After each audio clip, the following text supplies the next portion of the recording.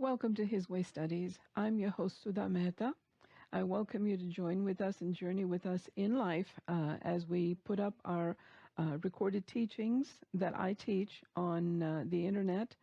This is a new venture for us. After 30 years of teaching Bible in depth, it is time to do that. So we have started hiswaystudies.com on YouTube, and also a blog that I write myself, which is called onewaystudies.com. You can look that up as well. We welcome you to subscribe. We hope you will join us, and we hope on both that you will join us, and also that you will like us on Facebook and Twitter. Help us to get the word out to those that need. We really appreciate this opportunity of coming into your homes via your computer or TV or whatever you want to check us out on. We hope that you will stay with us. And if you wish to contact us, it is at hiswaystudies@gmail.com, hiswaystudies@gmail.com. And yes, you can leave us a comment even on the blog, which is onewaystudies.com. Feel free to write a comment to us.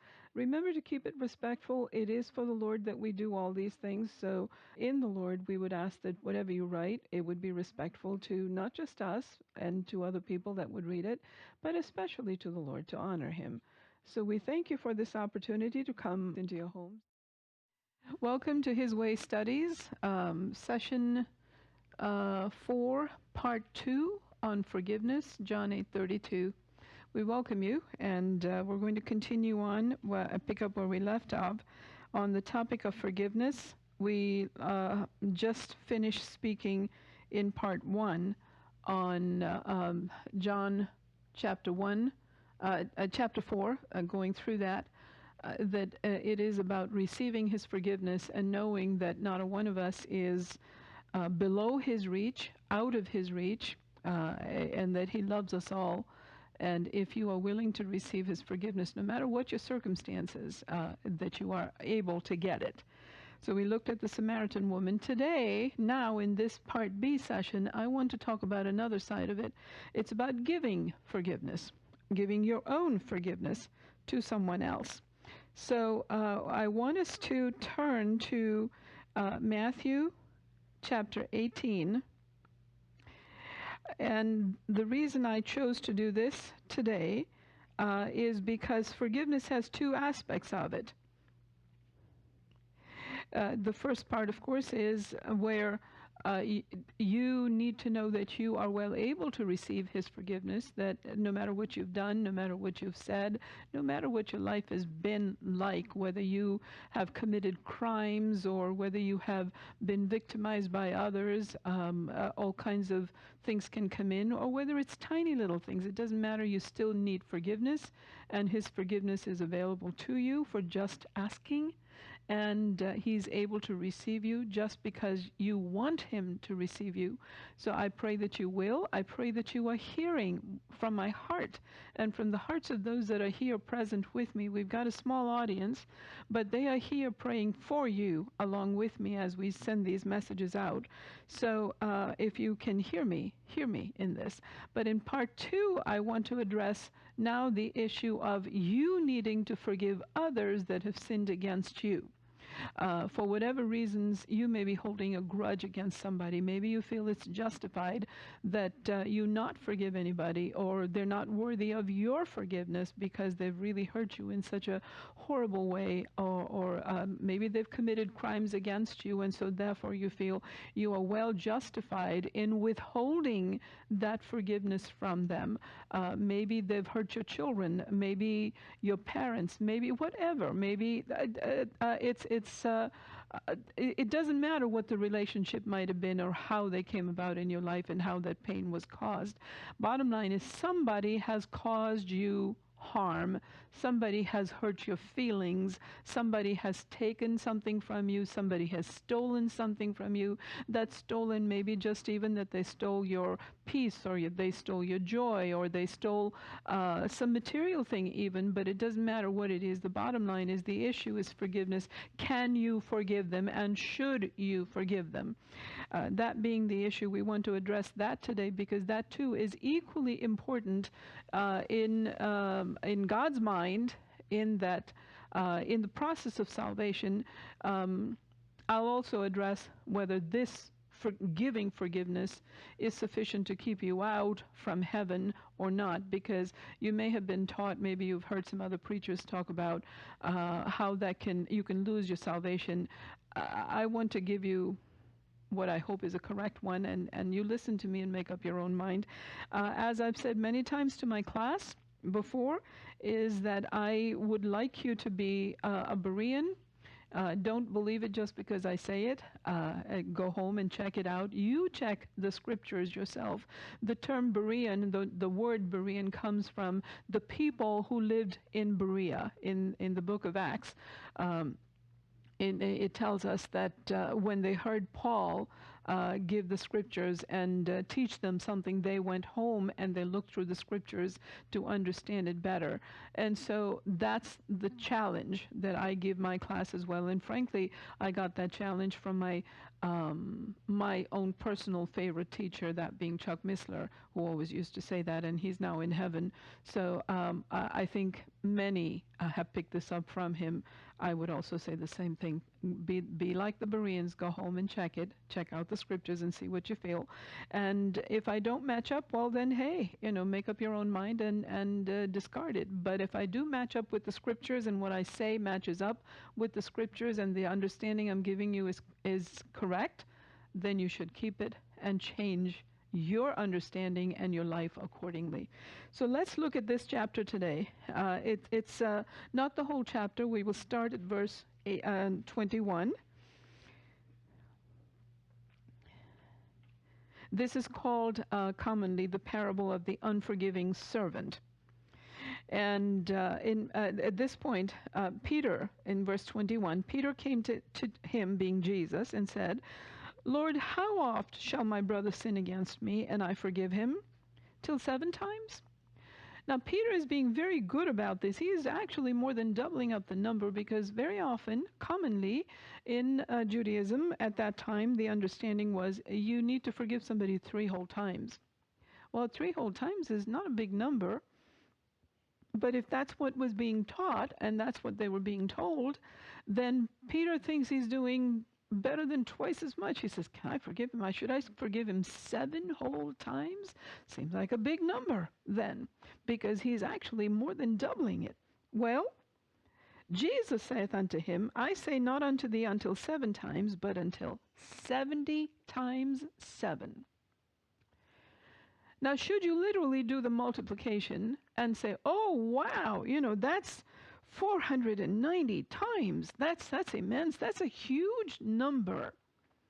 Understand me well when I say that Jesus wasn't after any particular number. He was just saying, keep on forgiving. It's about your heart. That don't hold anything from anybody. Just keep on forgiving.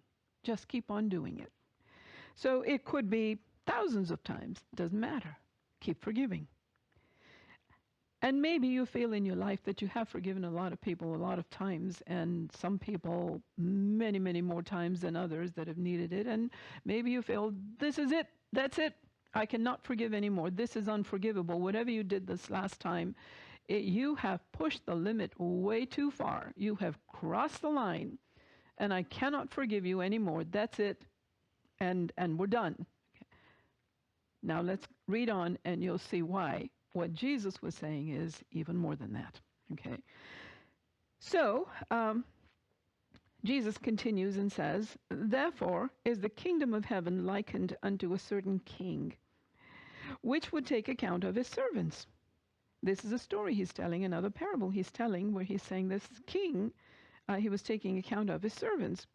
And when he had begun to reckon or take account, one was brought unto him, and this one servant that was brought unto him, he owed him 10,000 talents. Now, to give you an idea what a talent is worth, because in today's economy we really don't understand what a talent is. 10,000 talents could be $10,000. Well, that's not a huge number, right? But a talent back in the time of Rome, in Jesus' time, a talent had great value.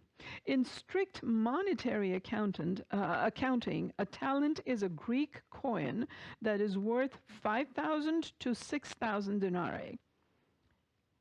A denare was a Roman soldier's silver coin equivalent to a day's wage of a common laborer. So the average soldier made one coin, one denare, per day for his work, per day. Okay. One talent was equal to 15 years of the wages for a Roman laborer or soldier. Okay. So 15 years makes one talent, but the man owed him 10,000 talents. How many lifetimes do you think it would take for this man to pay back?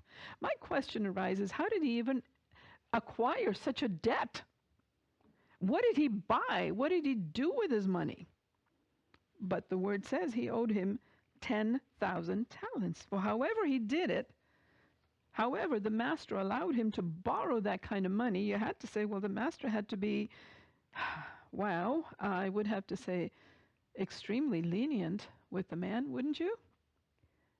I couldn't go to a bank and say, well, listen, my earnings are just like, 1 denarii per day, but I want you to loan me 10,000 talents and I'll pay you back. Do you think the bank would be giving it to me? No, they wouldn't. They'd say, forget you. But here this man has somehow managed to rack up a huge debt of 10,000 talents, which he in countless lifetimes would not be able to pay back to his master. So now, at this point, with this huge amount that he owes, for as much as he had not to pay, he couldn't pay him. The Lord therefore commanded him to be sold. The master says, there's no way this guy's going to pay me back, so I want you to sell him as a slave, sell his wife and his children and all that he had, so that whatever money you recoup from the sale of them as slaves in that market, okay, they were sold as slaves in that time. So sell him, sell his wife, sell his children, all of them go to market, get sold as slaves, and whatever home possessions, whatever he has, sell those as well, and whatever you get, it'll be a measly sum compared to the 15,000 talents, but bring it to me. If that's all I'll recoup that. I'm done with him. That's what the master is saying. So the servant at this point fell down and worshipped him, saying, Lord, have patience with me, and I will pay thee all. Now he's falling down before the master, and he's saying, have patience with me. I get that. But the fact that he's saying, I'll pay thee all, is something I can't make sense of, because he knows full well that in countless lifetimes he still couldn't manage to raise up enough money to pay this master back. Even if I take a huge loan from a bank, let's say the most common loan that we take that is really huge, that takes us decades to pay off, is a mortgage, right?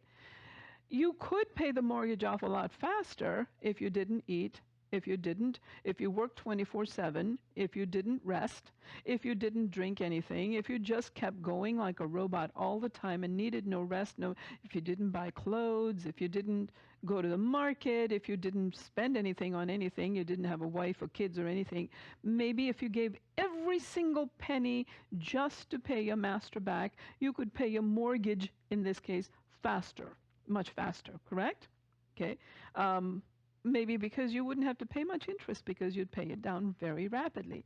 But here is a case that in normal life, you know that there is no way that you could just raise up this kind of a amount of money to pay off the master. But he says, be patient with me and I'll pay thee all.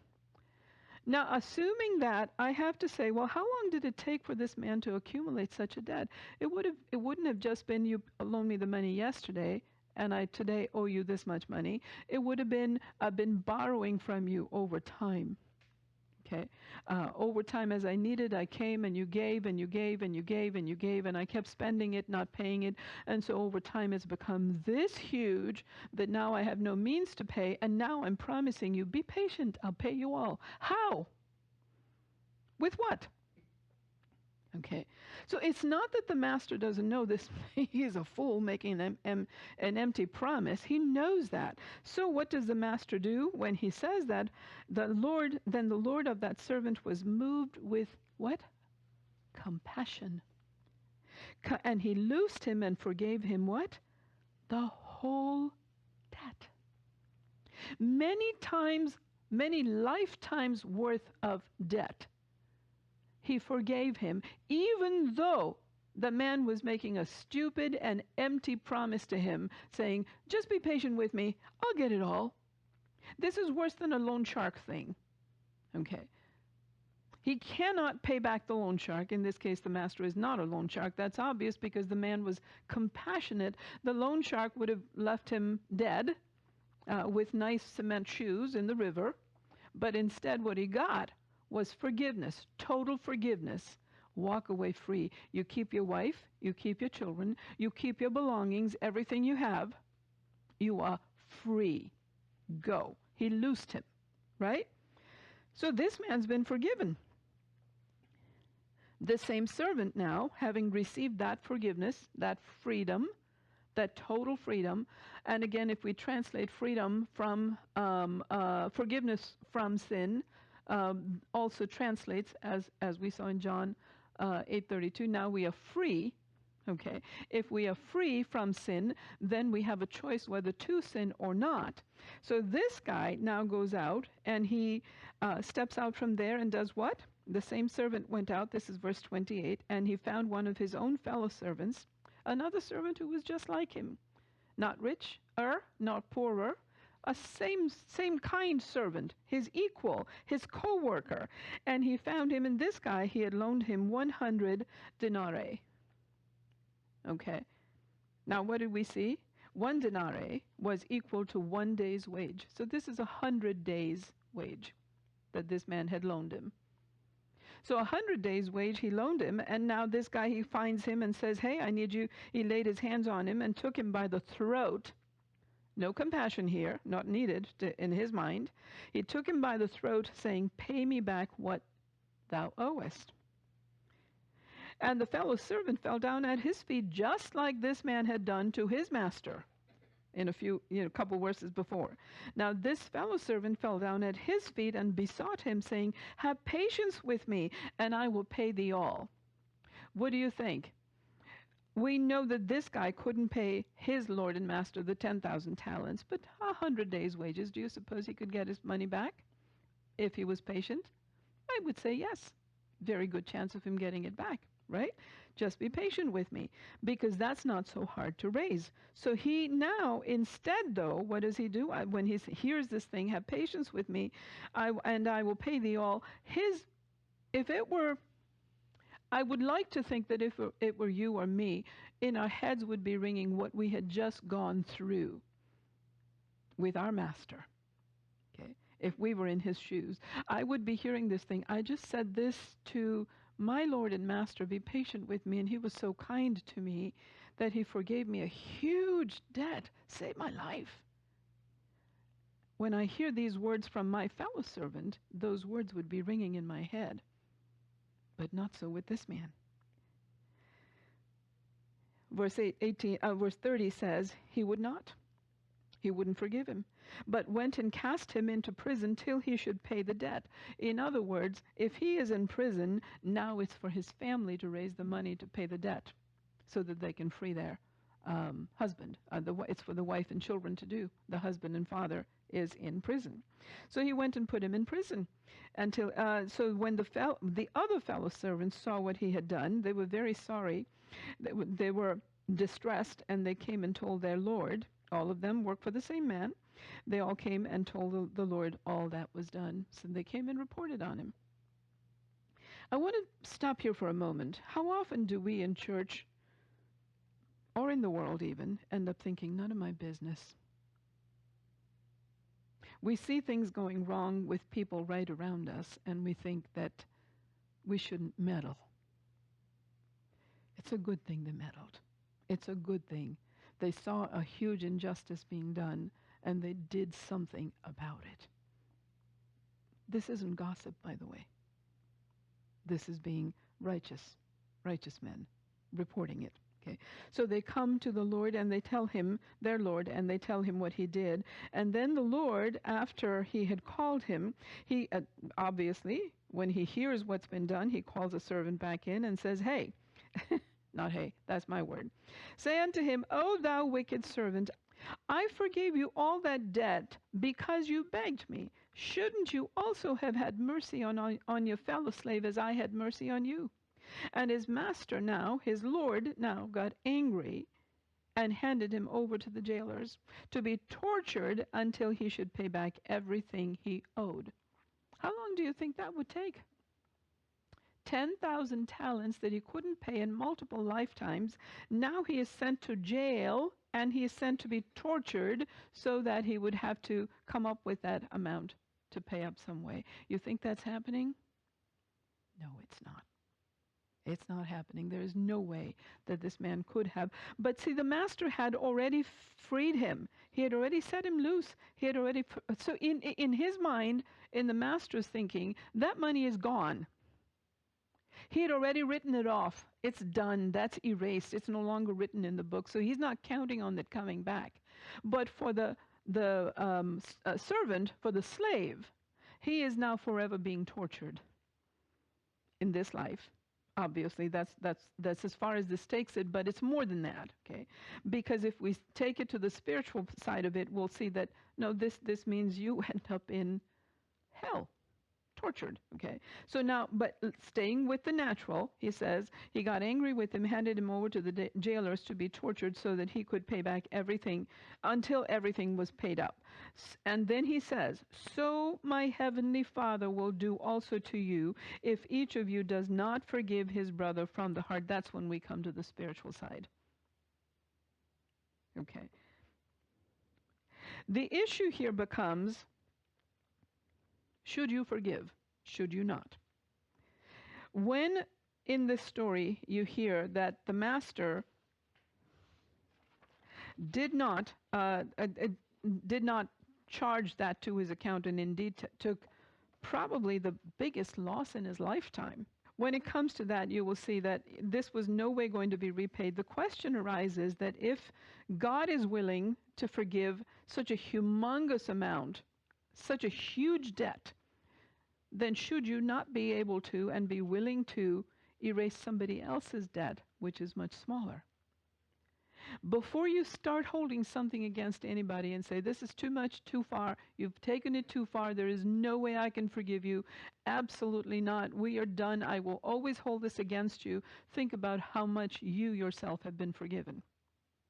Can you count your own sins? Can you count? I would say that pretty much if you could count the stars in the heaven, every one of us is guilty of at least that many. And I don't know how young you are, how old you are. I don't know what your situation is. Maybe you live a relatively righteous life.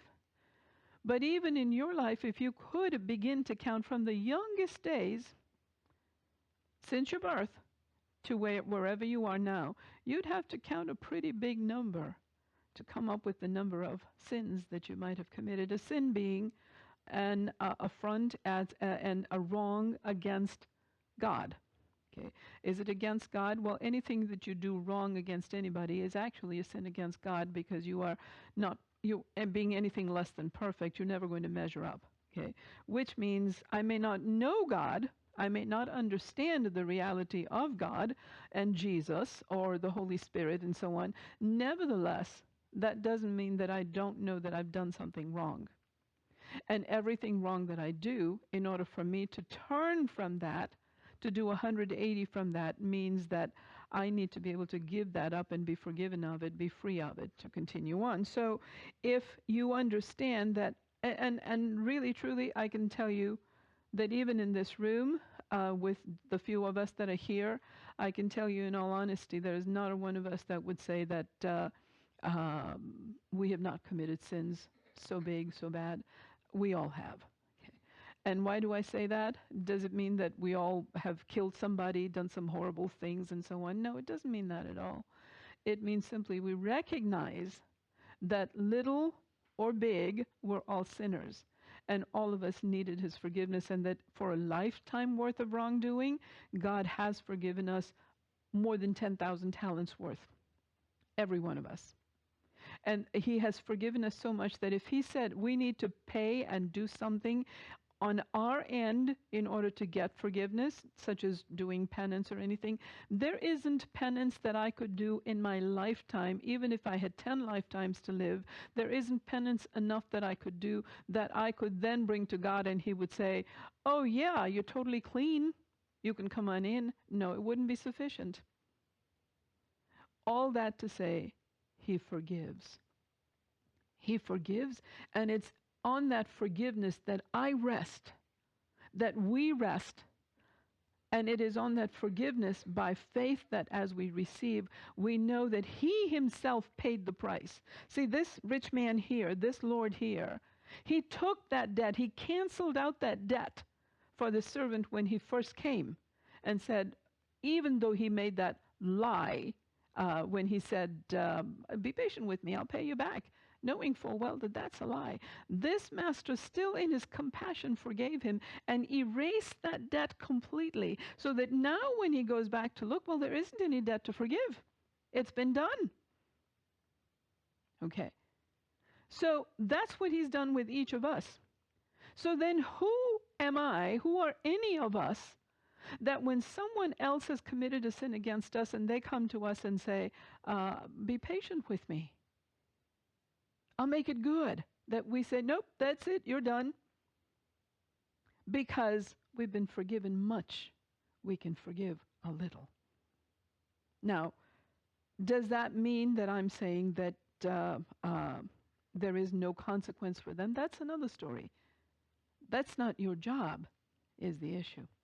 Their consequence will come, but it doesn't have to come from you. Okay. Your freedom, you need to release them, because until you do, you yourself will be tortured. That's what we see. He didn't forgive, so his master calls back. Now he knows there's no debt to be paid yet because he's already crossed it out.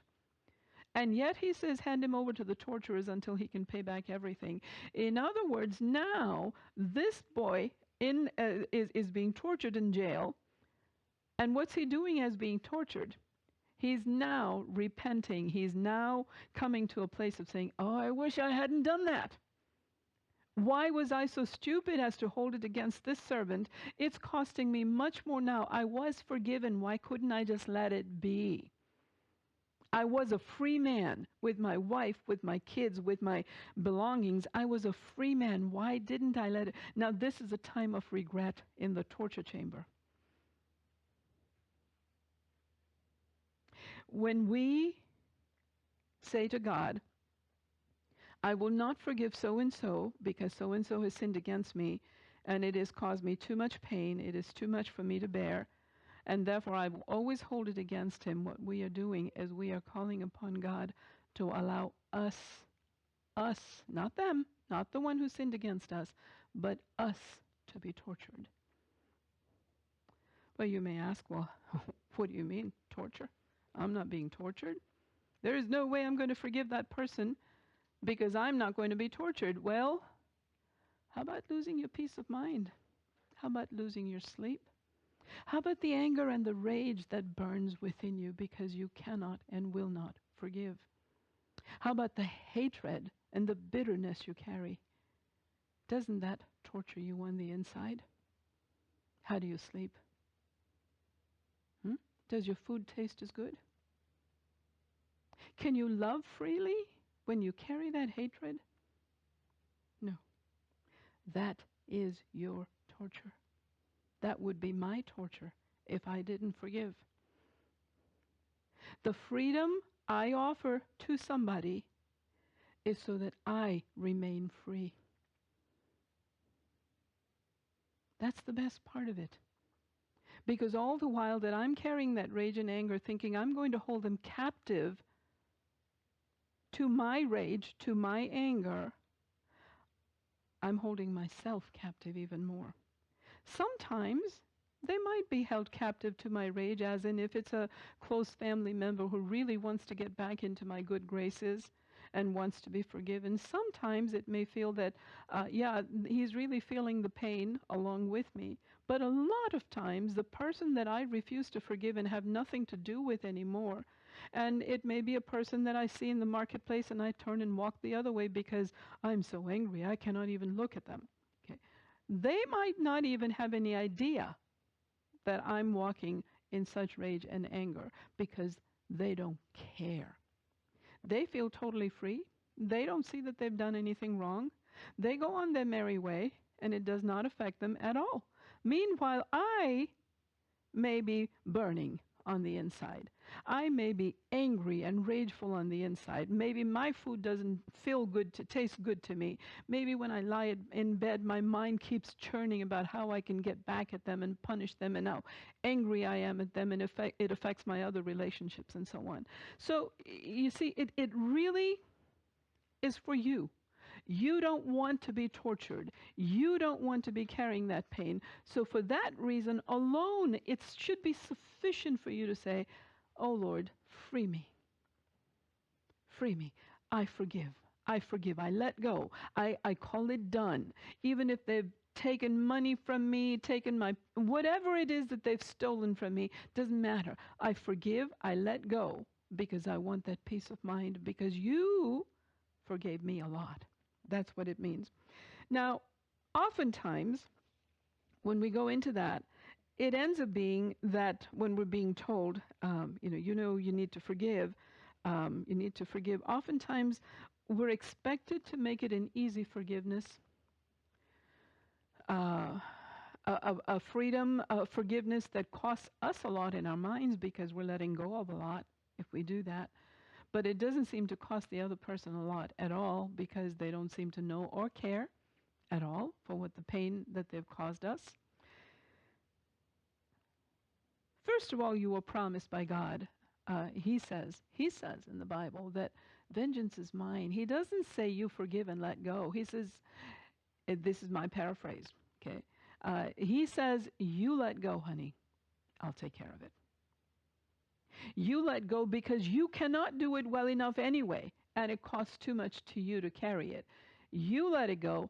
I will deal with it. It is never, ever that the person who has hurt us, wounded us, or done harm to us, that it is forgotten by God. God himself, he says, if you forgive, on the one hand, he says, they will be forgiven. On the other hand, he says, I don't forget that part. Vengeance is mine, saith the Lord. I will repay. That's his promise. Only thing is, when we listen to that, we end up saying, can it be today, please? No, it doesn't have to be today. It can be his time. It needs to be his time.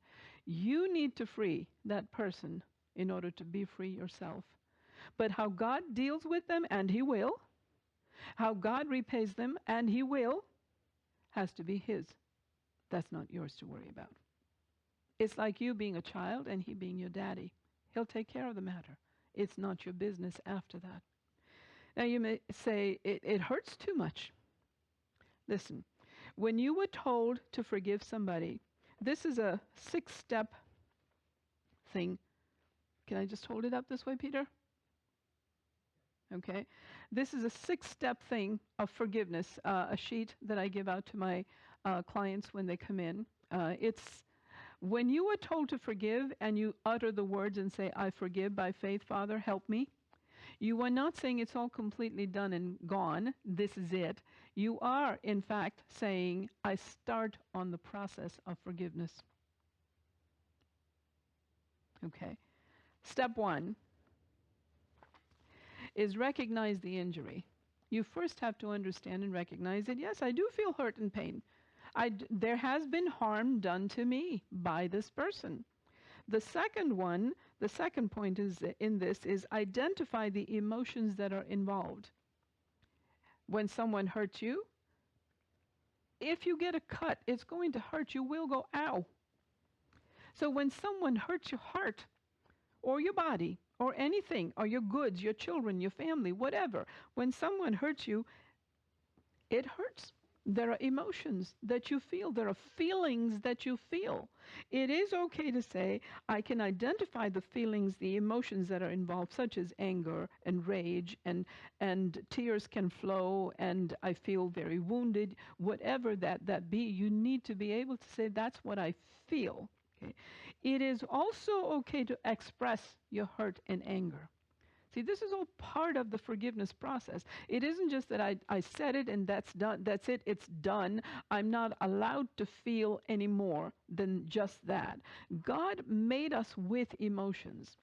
God himself has emotions. We're made in his image. So he has emotions. He's given us feelings, which means, yes, I have the right to feel and express those emotions and all. However, once you have done, what do? You express your hurt and anger. You speak of it. How do you express your hurt and anger, hopefully without hurting the other person? That's not what I'm recommending, that you go hurt the other person in your hurt and anger. No, it means that you talk about it. There are various ways that you can talk about it. You can, I know some of my clients, when they get hurt or angry, they love to clean the house. Basically it's a burning of energy, because that anger is energy. It needs to translate into energy. Some of them, I've even said, go and exercise. Get some energy out of you. But part of this anger is, without it being destructive to anybody, you or the person or anybody else, you have to express it, but at the same time, then it moves into setting boundaries to protect yourself.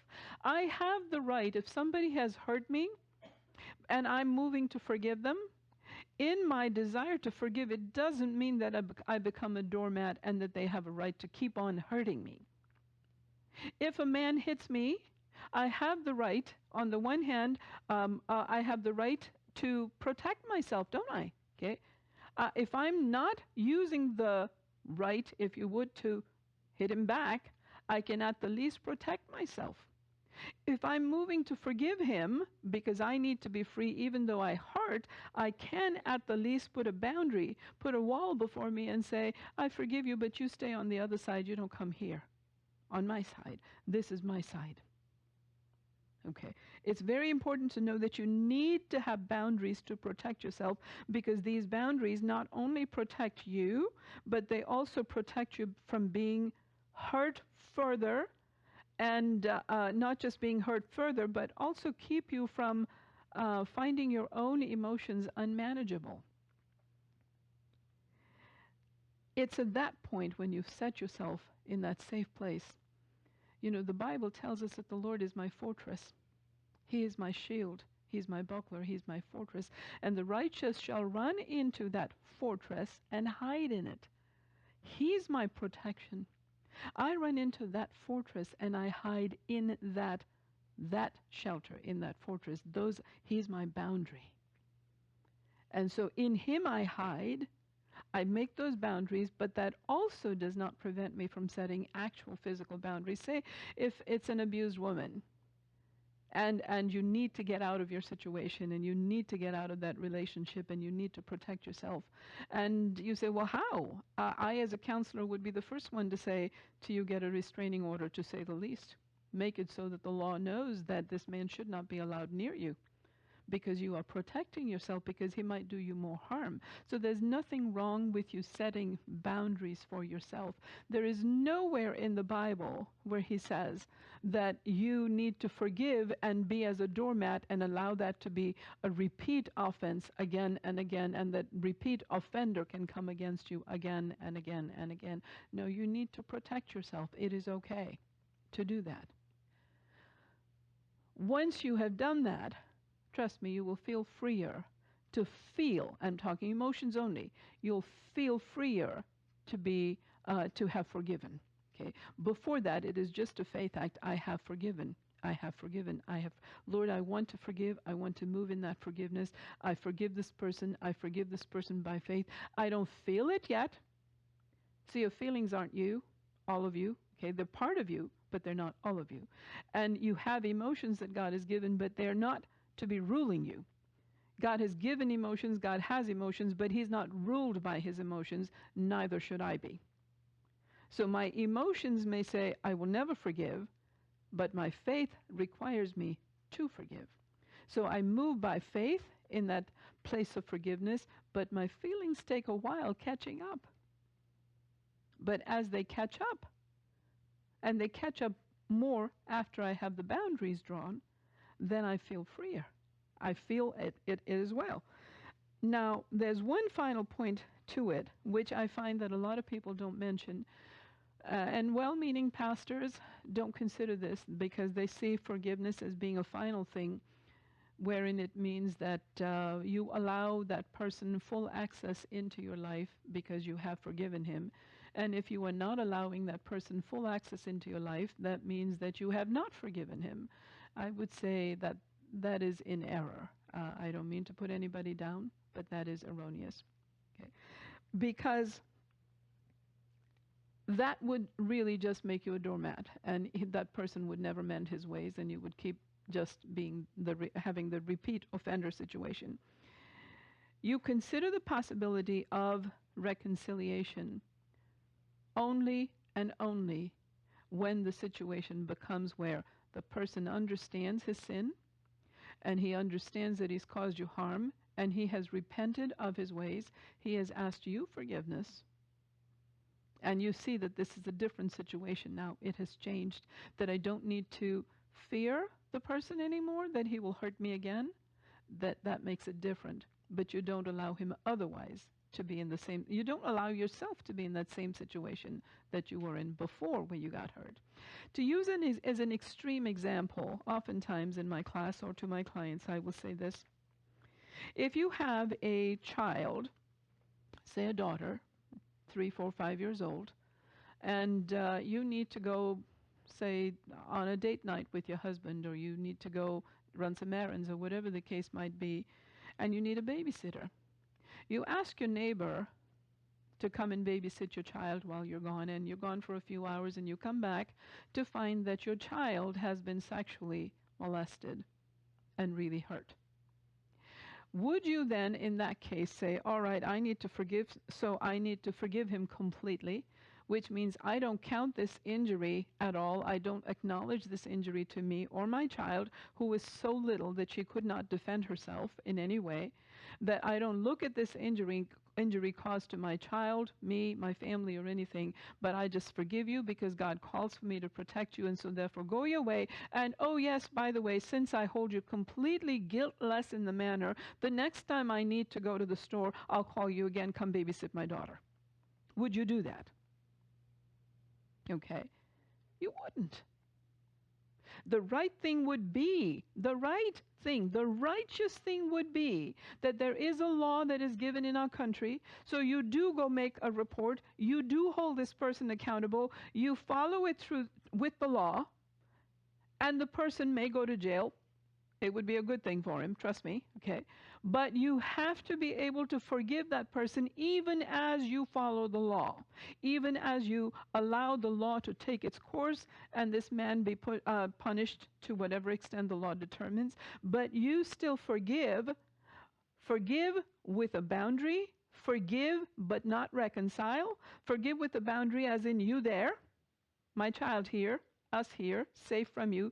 The doors are locked to you. You may not come in. You may not be in close proximity to my child ever again. Okay?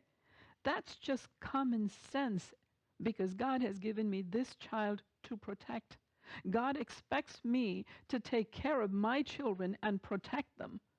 I'm not allowed by God to leave them to be victims of this man or anybody like them or in a like situation, to have that keep happening to them and expect that my child will grow up to be healthy and normal and wonderful and godly. It's not going to happen. So no, I am expected to set a boundary. I'm expected to not reconcile and allow this man in again into my life, into my child's life. I'm expected to protect what is mine. But I'm also expected to forgive and say, you stay there. Because God himself will take care of that situation with him. You know that God can work even with the law. If the law says you go to prison, it can be God's way of saying, he goes to prison. I took care of it. So understanding that, it's a question of me walking in forgiveness, as this servant had to learn. He didn't learn, so he had to be tortured. I don't want you to go through any torture. God doesn't want you to go through any torture. Emotional, we're speaking of. God would rather you walk freely. God would rather that you walk in love. Only if you walk in forgiveness are you free to walk in love. So, I would rather you do that, and I know God would rather you do that. And everyone sitting here is praying the same. We've all learned the same lessons. It's not just you. We've all gone through the same lessons. We've all had difficult times forgiving people. In my own life, I've had such instances where it was very difficult to forgive. But I had to. There were times in my life where I've even said, Lord, if that person ever made it to heaven, I'd like you to give that person a home way over on the other side of heaven because I never want to see them. It was very difficult. But did I stay in that? No, I moved past that. Over time, dealing with my emotions and recognizing, placing boundaries. And indeed, if there is not a possibility of reconciliation because the person refuses to change his ways, he insists that he was right and that there's nothing I could do to make him change, then in that case there is no reconciliation. You stay there. I still want to be free in the forgiveness, but I don't want any reconciliation. You there? Me here. And that's the way you can live. You can thrive. You can be safe. You can protect yourself. And you can walk in God's freedom. I pray you will. Be blessed. Until we come back together again, may the Lord be with you, and may his hand be upon you. May his face shine upon you. Amen.